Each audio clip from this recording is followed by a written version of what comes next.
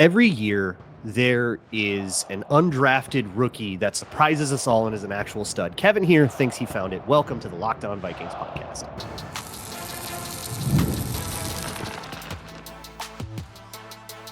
You are Locked On Vikings, your daily Minnesota Vikings podcast, part of the Locked On Podcast Network, your team every day.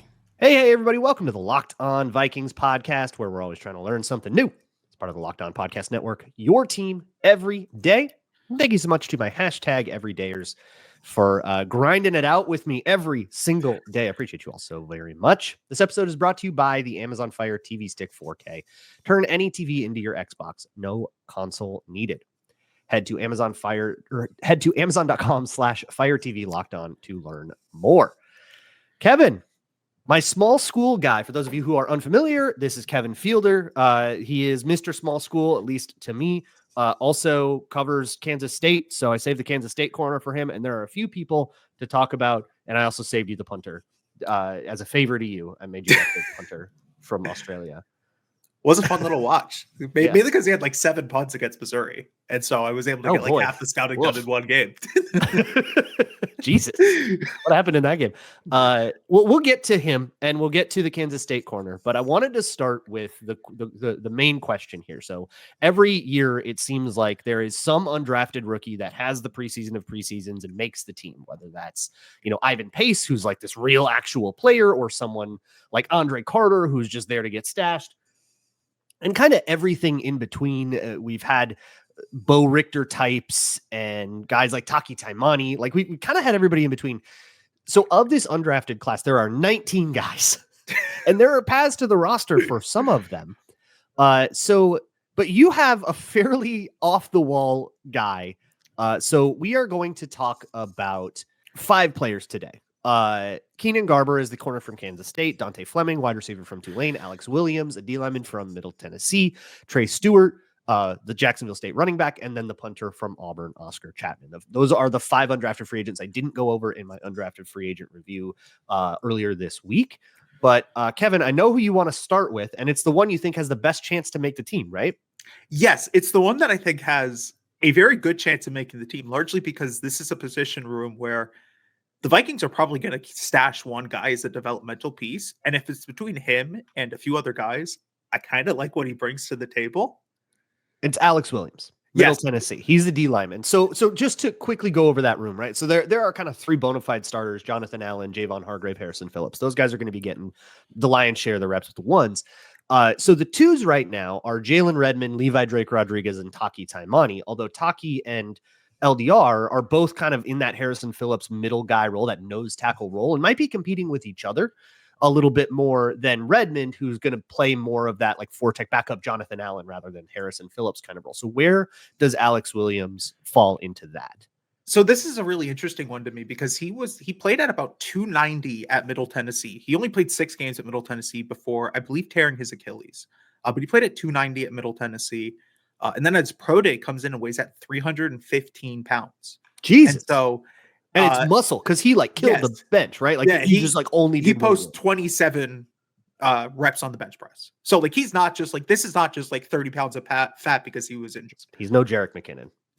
And like, do you know about that? Jerick McKinnon is 31 bench press reps. I've not heard of this. No, yeah, I know he did put up 31. Oh my God. Yeah, little guy like insane. Sorry, I'm derailing you. Short arms. It's pretty easy. Yeah, there you go. But like, I think he could play a little bit of 3-tech, little nose defensive tackle, right? Like I think there's everybody shifts around. Yeah, I think there's versatility there. I think his best fit is at nose tackle. I think his best fit is playing nose tackle. And the thing that stands out to me about him is that he's got like 84-inch arm, like an 84-inch wingspan, and he just like his ability to arm a guy. Long arm a guy and like get past him, it's impressive. The biggest question mark is this is a 7th-year guy in college who only played 6 years because he didn't play in 2023 due to like I think an NCAA ruling about transfers. I have not been able to find a very exact reason as to why he just didn't play in 2023. He was not at a college in 2023, but I watched his film and Luke, I know you and I talk about this, like that each prospect really gets about 10 plays for me to impress. If you can't impress in 10 plays, like right, you kind of you're get probably it. just After not a while, guy you at get a that vibe. point. Yeah, for me, I like if I'm gonna do like full eval, like I'll go through a lot, right? So I can get like more detailed ideas of like this is what he does, this is why I feel that way. But yeah, usually it's rare for me to watch like the first 5 plays and then like the first 5 to 10, like I get the vibe and then the rest is confirmation. Yeah, and so like I like that's double how I checking do it, them. right? Like I watched 2 or 3 of his games fully, but it was really like 10 plays in where I got a sense that this guy could be something. There's athleticism there for a guy who's close to 290, 300 pounds. He's pretty quick off the line of scrimmage, but his thing is anchor. His thing is power.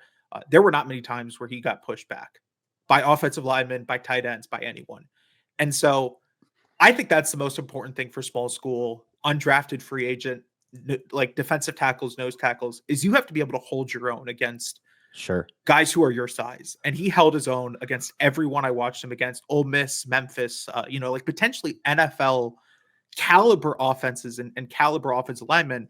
He didn't look out of place. And so 10 plays in, I knew he was something. And then the more I watched, the more I went, this guy could be a really good run stuffer at the very least. And I think there's still pass rush upside because he plays with such a high motor. Even if his first rep doesn't work, he goes to his second rep and we'll find a way to either create a pressure or get into the backfield and try and make a play. So the vision has to be, if you want like starter and a backup at 3 defensive line positions, call it base defense. You've got your nose, you've got your kind of 2 4 eyes, call it. And you've got your 3 starters, your veterans, right, all over 30, and then you've got your young guys right now, Taki, LDR, and Jalen Redmond. And I think the vision has to be that Taki and Levi Drake Rodriguez compete with each other, and one of them knocks each other off. I'm taking Taki in that fight, but we'll see. At that like nose tackle thing, and you do move this guy to the not outside, but to the 4 tech, the 3 tech kind of position, have him 1v1 on guards, and he and Jalen Redmond become the like primary backups there, and you keep 1 nose tackle. That feels like the roster math we would have to do to like find a way to get this guy in. And like, while I like that D tackle depth a lot, I like all 3 of those players as D tackle depth. If that just turns out to be the room again, I'm not going to complain. None of those guys have anointed paths to the roster. They all have to have a good camp again and a good preseason again, lest they get, Kyrie's Tonga their way out of here. Yeah, it's very interesting because this feels like the room where, while there may be quote unquote established players as backups, right? They're not established in the sense that they're just going to be guaranteed a roster spot. Like I look past the running back position or like other positions on the field. I'm like, I don't know, man. These guys are probably guaranteed roster spots, right? Like there may be quote unquote competition because you're always going to breed competition. But like I feel pretty comfortable in saying that there's like X amount of players at this position, as opposed to like there are probably only 4 defensive linemen who are established on this team. And then you have, as you mentioned, like LDR and Taimani is like, they're almost certainly one of them is going to cannibalize the other in this, right? Like there's going to be a battle and one of them is going to sort of emerge victorious. And then that leaves one more spot. If you want to fix that, if you can like spot. Just because you could do 5 D linemen too. Yeah, you could run 5, and I think with some and of just cut everybody picks, if these guys aren't the guys. With some of their draft picks, they could do it. But like, I watched this guy and I'm like, man, if he played a full season of college football this year and didn't only play 6 games at about 200 snaps for Middle Tennessee, I see a guy who gets picked up with a little bit more fanfare. A guy who gets at least like maybe considered for a 7th round pick by a team who really wants to avoid the whole negotiation process of UDFA. But like, there's a lot to like with his power. There's a lot to like with his speed. There's a pathway for this guy to make a 53-man roster. And for a team like Minnesota with some of their not really question marks, but unestablished depth pieces, like this feels like a place where he can do it. And I would be really interested to see what other teams called him, because I didn't find too many teams at his pro day. They didn't really like release one of those lists of like how many teams were at his pro day, but there was a picture of one of Minnesota's college scouts, one of Seattle's college scouts, and one of Miami's college scouts. So like there was probably interest in this guy. It was like, it had to be for him, right? Nobody else got. There was like a tight end. There was like a tight end who I had like graded as like a rookie mini camp guy. So not really anyone else who's like I'm fawning over, but like, yeah, who's on a roster. Well, so we've established that the opportunity exists, even though the D tackle room is fairly established and sort of there's a lot of incumbency. There's an opportunity, but here's the concern. He played he was in college for 7 years. He's coming out as an older prospect, and he transferred from school to school to school and couldn't get a foothold at any of those bigger schools, had to transfer to a smaller school just to get playing time. And coming off a torn Achilles, that's no picnic either. So those would be the like main concerns. So do you have a sense for like why he didn't stick at Ohio State or wherever it was? I think Ohio State was just a playing time thing. They recruit a ton of guys, and he was not one of the 4-star, 5-star guys. Who no Tyreek Williams. Yeah, like he was a highly ranked, highly rated 3-star. It's very possible this was a guy who the D-line coach there was like, man, I really love him. Like, give him a shot. We have an extra scholarship. Give him a shot. Then he goes to Vanderbilt, plays a little bit, and then there was a report, one that I can't confirm, that he was suspended at least once at Vanderbilt. The source came from, I think, 24/7. So it is from a reliable like report, but there is a report that he was suspended once. And so he enters the transfer portal, does not play in 2023, excuse me, and then follows Vanderbilt's old defensive coordinator, Derek Mason, to Middle Tennessee. And he's like a starter at Middle Tennessee. Like, this guy is not a guy who has to come in, like, kind of earn his reps. Like, yeah, if you're like a D1 dude, you're like he comes in and he starts. And like first 6 games, like there were a ton of encouraging plays of him like stacking and shedding and playing the run and playing with high effort. And the most important thing, again, like the strength and the anchor are there. And so like the biggest concern is obviously going to be the medicals. I think it's a little interesting that he was a PFA then and not like a rookie minicamp guy. That probably tells me they feel a little bit more comfortable about where his medicals are, because you saw them like bring in Tommy Hill, the Nebraska guy, the Nebraska UDFA, who had like draftable grades from some people as a rookie minicamp guy, because of the medical red flags. And so like, I don't think you're bringing in a UDFA PFA guy if you don't feel relatively comfortable about where his medicals are. Yeah, and there are a few other people that we do have to get to. But I will say that the way that the Vikings seem to approach undrafted free agency is a lot of it is, hey, coaches, tell me your pet guy.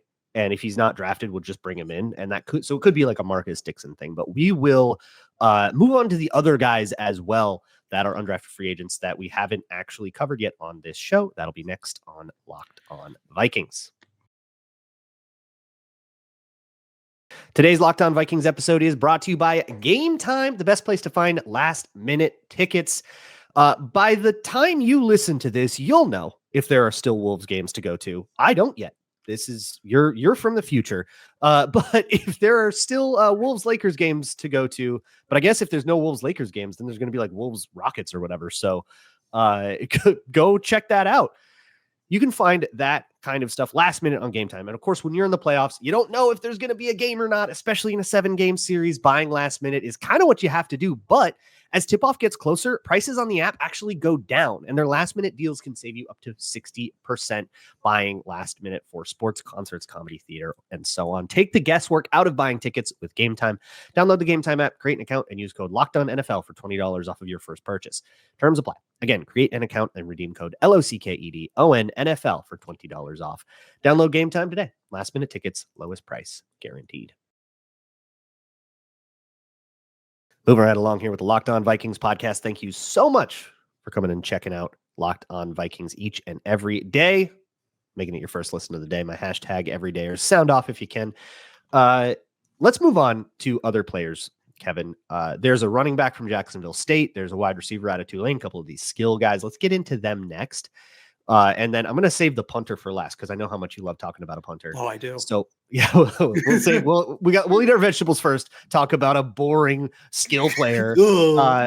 Okay. So speaking of positions that are like vulnerable at the bottom, right? Running back. Okay. So Aaron Jones, Jordan Mason, set them in stone, but you often are going to have 3 on the roster. Ty Chandler figures to be that guy right now, but he was a late round pick. He's going into his 4th year, and hasn't really like come around the way that we sort of thought he was going to be as this like established depth piece. So can this Jacksonville State dude knock off an incumbent depth player? Yeah, that running back is, of course, Trey Stewart, who started his career at Limestone. And in case you don't know Limestone, they're currently shutting down their university, like as we speak. Like it was announced like 24 hours ago, while we're recording this on Wednesday, that the university is like shutting down. It's like very much an athletic-based university, like D2, D3. I think it's D2. Could be D3, but it's like a very athletic based university, and they're just shutting down. Like they just don't have enough money to keep it going, and so they're shutting down. This guy spends, I think, 3 years at Limestone, then transfers to Jacksonville State under Rich Rodriguez, and puts together just crazy numbers. He ran for like 1,600 yards, 23 touchdowns, was a threat in the receiving game. Like he was just all over the field. And there is a lot to like. Like I'm going to start this by going like there is a lot to like. I think he's a very one-cut running back. There isn't a lot of like patience. It's really like one cut go, which is good for a running back 3, I think, because you're effectively trying to maximize your big plays. And he's a big play threat because of that. His calling card is the receiving game. He very well might be the best receiving back on this roster already. And I think that there is like a pathway for him to be the best receiver in that room. The pass blocking, I think, needs to get cleaned up a little bit. And that's the biggest thing. Ooh, That's a really rough one when you're already an underdog in the position battle. And my only hesitation with him making the 53-man roster is he doesn't have the same special teams acumen or experience that Ty Chandler does. And that's huge. If it comes down to a battle between those two, which it seems like it will, I get the sense that Minnesota is going to prefer a guy who does everything on special teams, can return kicks, can return punts, is a mainstay on punt team. It like can do it all. Those guys tend to make the roster as the running back 3, as opposed to a guy who's a receiver and a one-cut big play guy, especially when you have 2 running backs in Aaron Jones and Jordan Mason who are established. But there is a lot to like about Trey Stewart's game. And like, this is a matchup that I would be watching a lot heading into training camp, because it feels like one good preseason game for Trey Stewart, one good preseason game for Ty Chandler flips this entirely to one of these guys. And I mean, that's really all it takes for a small school guy like this to try and make a roster. For context, I had him as a 7th round talent on my big board. He was one of the guys I watched. I had him as a 7th round talent. He was one of the very few running backs I gave a draftable grade to, because I thought there was enough draftable traits to translate to the next level, to be a rosterable guy. And by the way, for those who don't know, Kevin, your big board is only small school guys. So this is like the thing you do is watch these dudes at Limestone or Jacksonville State. It's interesting. I think running back is one of those positions where like a hot preseason can just totally flip things upside down in a way it can't really for like a guard position. Like some guards are you're just never going to overtake the guy that's already, but like a running back it gets so much attention and it's so visible when it happens that you can kind of make your way out. But I do think I think I'm with you in that special teams is probably a deadbolt, because Ty Chandler is one of the better special teams contributors in the whole roster. So it would be pretty tough to cut him, especially for a guy that struggles just as much in pass pro. But let's move on to Dante Fleming, wide receiver out of Tulane. And I'm pretty sure you're pretty high on this guy, right? Pretty high on him, largely because I think crazy enough, and everyone's going to say Silas Bolden here, I think he's the best punt returner they brought in.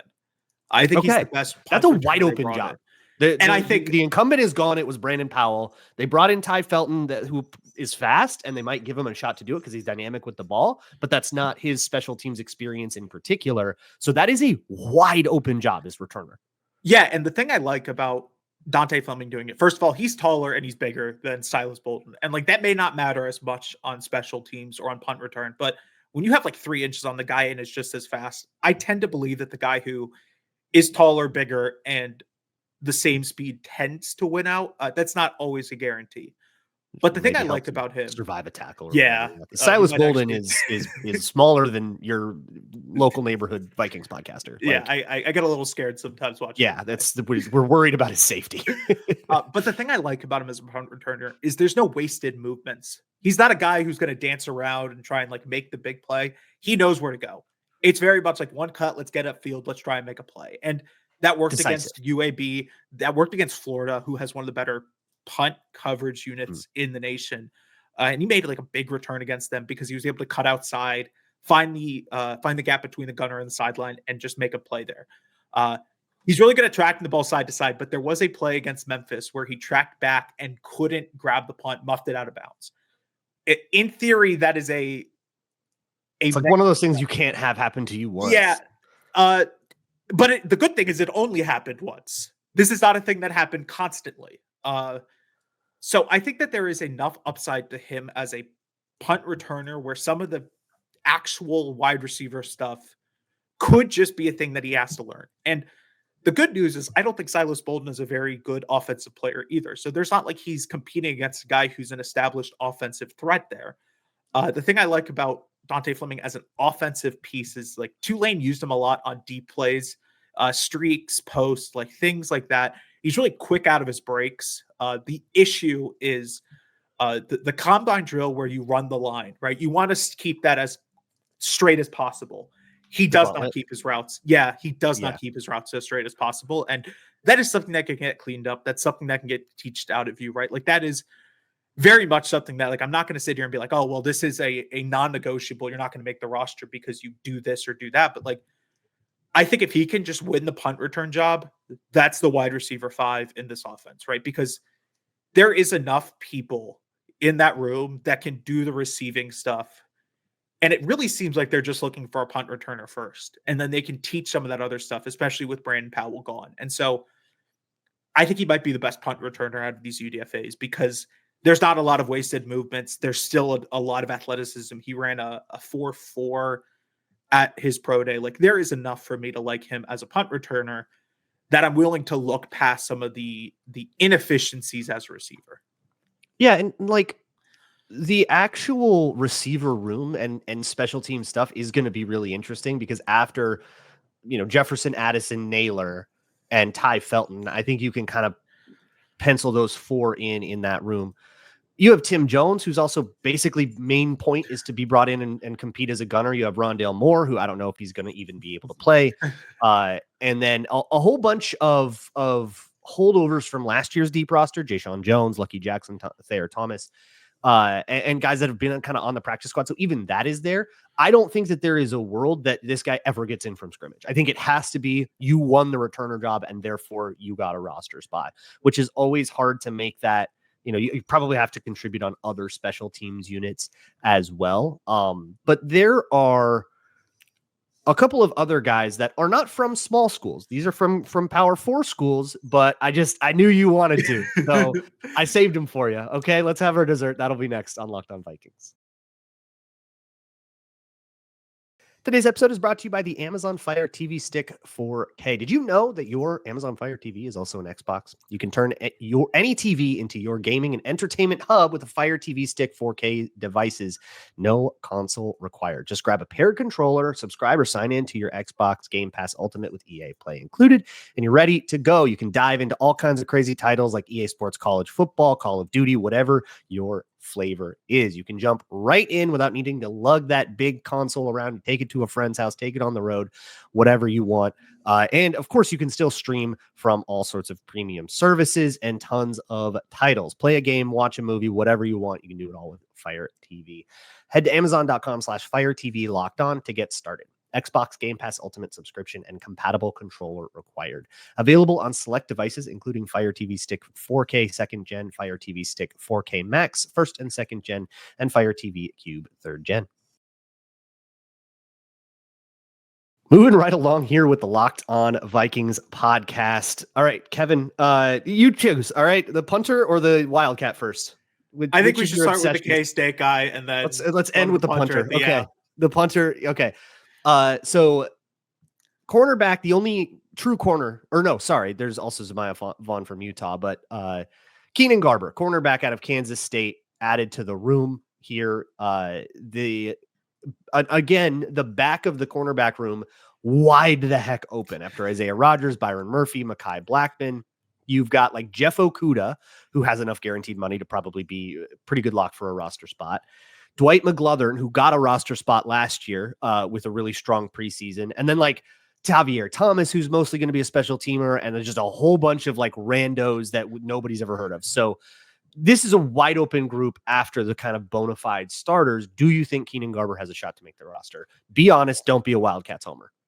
I think he's got a chance, but it's all going to start with how he does on special teams. And the biggest concern with him is he's still kind of new to playing the cornerback position. He started his career at K-State playing wide receiver, didn't switch until the conference championship game, the week of the conference championship game in 2022. And so only has 2 seasons at cornerback for K-State. And there were certainly moments where you could tell that he is not as experienced as his counterpart, Jacob Parrish, who went in the 3rd round to the Tampa Bay Buccaneers, right? Like, you could tell this was the guy that most teams were like, if we can't beat Jacob Parrish, there might be a chance to beat this guy. And the encouraging thing for him, and the thing that I think will help him, is first of all, the athleticism. He had like a 9.7 RAS, and like did all the athletic things really well. The biggest holdup was the size for there. But just, I think, the weight in general, the bench press and stuff like that. But the biggest thing is you could just tell some of the technique stuff is not there yet. But has played about 200 snaps of special teams in his career, can play punt gunner, can do a couple of things on special teams. And so I think those things are encouraging for a guy like Keenan Garber to make the 53-man roster.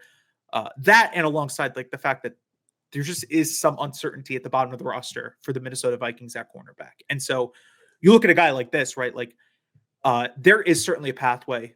When I was at Shrine and I was talking to some agents and some scouts and some people, like, I had heard that Keenan Garber was a guy NFL teams wanted. They didn't think he'd be drafted. Obviously, he wasn't drafted, but they thought that there was a lot to work with at cornerback and a lot to build upon. And so, like, this is not a guy who just sort of broke in at his pro day, did really well at his pro day, and then started to get hype. Like, there was hype in January for this guy to be like a UDFA guy that teams wanted to sign and coveted. And so, like, Minnesota got someone here that other NFL teams wanted. Of note, the K-State defense plays pretty similar to the Brian Flores defense in the sense that there is a lot of one-on-one man. Like, we're going to leave you on an island. You're going to have to make a play. And so there is going to be, I think, a little bit of less of a scheme adjustment for a guy like Keenan Garber compared to some other corners, which might help him. That might help him in the sense of, like, if you need to throw out Keenan Garber on a defensive rep, you don't have to teach him the entire playbook outside of like the verbiage you use and some of the calls. But like from a man-to-man perspective, like playing man coverage, that's what he does really well with his athleticism. The biggest holdup again is the technique, right? Like, he seems to be more athlete than pure cornerback right now, but with the special teams reps, like, that is where whoever makes the roster as that last cornerback is going to have to shine. And he can play multiple units, and he can play multiple units well, which is encouraging. This special teams depth chart is fascinating. There are so many guys on this 90-man roster that are here kind of only for special teams. And as we've discussed in the past, I mean, look, no Najee Thompson. Okay. RIP. I'll miss him. Pour one out. Well, we're still not over it here. But you kind of only have one on the roster. You can't keep all of these guys because of just special. Somebody has to do something from scrimmage. But I see people who like have done very little in their careers from scrimmage and have only been special teamers, but are like veterans at that, like Tim Jones, Tavier Thomas. These guys have been mostly for, and then you have guys that are mostly for special teams, like Dante Fleming. And on top of that, you're going to have a punter competition. So like, I feel like you and I, Kevin, the like punting reps and kickoff reps and stuff are going to be actually kind of heat to watch. Like, we will be the only two pulling up the all 22 of the kicking, being like, hey, look at that. No, I'm subjecting the podcast listeners to it. Oh, we're talking about special teams all preseason, baby. Like, it's going to be interesting. And like, the preseason to me it's almost like watching an elimination style reality show more than it is watching a football game and saying, is my team going to win? Right. It's like, it's an individual game and it's zero sum. If somebody loses, somebody else is like, if somebody screws up and loses their roster spot, somebody else is going to benefit from that. And I think the intrigue of the preseason, this is what keeps me coming back for the preseason, is watching a punt return rep and going, oh my God, that gunner just screwed up. His career probably just ended. Yeah. Like, and after the Everyman series, I know everything he went through to get to this point. And that was actually an inflection point in that guy's whole life. So that some third round rookie just scored a punt return touchdown in a game that doesn't mean anything to any fans while everyone is up getting popcorn. Like, it's so fascinating to me, the stakes on the field compared to the stakes of everybody else. just real quick, every time I watch a special teams guy, right, and like this is just a little bit of an insight on how I do it, right? I think back to Bo Richter, I think back to Najee Thompson. Those were two completely different pieces in the sense that Najee Thompson was only here to punt, gun, and play special teams. Everyone in the room knew he was not going to be a corner, was not going to be a safety, right? Like there was nothing there to be there. Bo Richter on the other side played some edge for Minnesota this year, like had to play on defense as well. And so like you may only get one Najee Thompson. You can have 2 or 3 Bo Richters. Right. Because you got in like a little. You just have to like defensive pieces. And so like I think Keenan Garber is probably more like Bo Richter than some other guys, which is encouraging in the sense that like if you're the 5th, 6th cornerback, like it may only take a few punt gunner reps. It may only take 1 or 2 field goal reps of like doing something big where it all changes. And you mentioned the reality TV competition, right? Like if one of these guys blocks a field goal, might as well be competition over. Like if he blocks like that goal, suddenly matters a ton. If that's how somebody like Adam Thielen made the team as an undrafted free agent. We know how his career went. But on top of all of this, we got a punter battle, and it's maybe a real one. Ryan Wright has been ho-hum to be generous about it.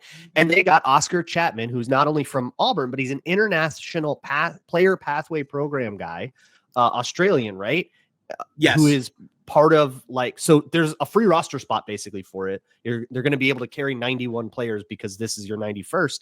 And he has, I think, every chance in the world to go beat out Ryan Wright. I think that's a real competition, not one of these weird formalities where the guy gets cut before the preseason even starts. Yeah, the first thing I did before even watching his film was look at Ryan Wright's contract and being like, does he have enough guaranteed money where he just probably makes the roster? And this is a non-sum like discussion. Yeah. But like sometimes you're just keeping the punter's leg fresh. You bring a guy to just do a couple of the drills so that Ryan Wright doesn't blow his leg out before the season, and then you cut him by the time it's actually real. And it's not actual competition. This one feels like it is. Yeah, there's always the competition of like the Greg Joseph, I think it was Jack Podlesny, the Georgia kicker, who they brought in and was cut a week into training camp. And you're just saving his life. There's no battle. You're not gonna, but you just don't want him to get tired. Yeah. But this one feels maybe a little bit more real because Ryan Wright, only has about 400,000 guaranteed next year. There's not a lot of guarantee that like you have to eat that and feel uncomfortable about eating that. And so I think there's a competition here, but I have some sort of concerns with Chapman translating to the NFL. And the first thing is the Aussie punting style of like, you sort of turn your body and you run towards this. Like that doesn't work in the NFL. That has never worked. Like you have to punt. Chris Clue's ears just perked up in Huntington Beach, California. You have to punt like an actual NFL punter. And he doesn't do it as bad as some other guys. There are some Australian punters, well, they will like effectively run to the sideline before punting. He doesn't do that. He more like turns his body. And so it might be something you're willing to sort of skip as a concern, but he also doesn't have great hang time. And hang time is something that does translate from college punting to the NFL. Like that's kind of the whole point. Neither does Ryan Wright. Ryan Wright has a hang time issue as well. So I did actually go back and looked at this. I'm glad I did because you brought it up.